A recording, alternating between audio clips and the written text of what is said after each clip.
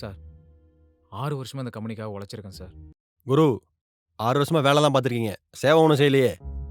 அதே போல் 6 வருஷமா சம்பளம் வாங்கி தானே வேலை பார்க்குறீங்க. ஓசியாக வேலை பார்க்குறீங்க. சார் என் ஒய்ஃபுக்கு உடம்பு சரியில்லை சார். கூட இருந்து பார்த்துக்கிறது யாரும் இல்லை. அதான் சார் லீவ் போட்டேன்.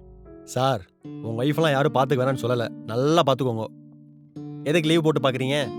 பாருங்கள் வேலையில் எவ்வளோ கிடக்கு. மொத்தமாக வேலையை விட்டு போய் பாருங்கன்றேன். சார் உங்களுக்கும் ஒரு ஃபேமிலி இருக்குது. நீங்களே இப்படி பேசினா எப்படி சார்? குரு எல்லாருக்கும் ஃபேமிலி இருக்க தான் செய்யுது. எனக்கும் ஃபேமிலி இருக்குது. பாருங்க நான் ஆஃபீஸ் வரலையா, அதெல்லாம் விட்டு வரணும் குரு. உங்களை மாதிரி லீவ் போட்டு வீட்டில் இருக்கக்கூடாது. எங்களுக்கு ஆஃபீஸோட எதிர்காலம் முக்கியம் குரு. உங்களை மாதிரி அடிக்கடி லீவ் போகிற எம்ப்ளாயே வேணாம். சார் கொஞ்சம் என் சுச்சுவேஷனை புரிஞ்சுக்கோங்க சார். இப்படி திடீர்னு வேலையை விட்டு போக சொன்னா நான் என்ன சார் பண்ணுவேன்? ஸோ இப்படி சிம்பத்தி கிரியேட் பண்ணாதீங்க குரு. நீங்கள் ஒன்றும் அண்ணாச்சி கடையில் வேலை பார்க்கல, கார்ப்பரேட் கம்பெனியில் வேலை பார்த்துட்டு இருக்கீங்க. நான் ஒன்றும் உங்களை கழுத்து பிடிச்ச வெளியத்தில் இல்லை. இன்னும் 3 மாதம் நோட்டீஸ் பீரியட் இருக்குது. அதுக்கப்புறம் எவனா ஏமாந்த இருப்பான், அவன் தலை போய் மிளகாரிங்க போய். சார் கொஞ்சம் கமிட்மெண்ட்ஸ் எல்லாம் இருக்குது சார். கொஞ்சம் கன்சிடர் பண்ணுங்க சார். அதுக்கு நீங்கள் முதல் ஆஃபீஸ் வரணும் குரு. ஒய்ஃபோட முந்தானே இப்படி சுற்றக்கூடாது. ஏய் வாட்? என்னடா வாட்டு?